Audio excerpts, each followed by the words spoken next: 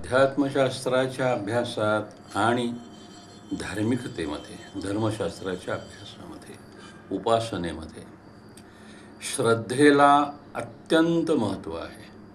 श्रद्धेशिवाय कोणताही आध्यात्मिक क्षेत्रातील अभ्यास अथवा धर्ममार्गावर चालणं होऊ शकत नाही. साक्षात भगवंतसुद्धा गीतेमध्ये श्रद्धेचं महत्त्व प्रतिपादन करतात. कोणतंही कार्य कितीही चांगलं असू दे, कितीही उदात्त असू दे, महान असू दे, जर ते श्रद्धायुक्त नसेल तर ते सत्कार्य होत नाही असं भगवंत आम्हाला सांगतात. यावरून श्रद्धेचं महत्त्व आपल्या व्यावहारिक आयुष्यामध्ये, आपल्या जीवनामध्ये, आध्यात्मिकतेच्या अभ्यासामध्ये आणि धार्मिकतेच्या अभ्यासामध्ये किती आहे हे आपण कळून घेऊया.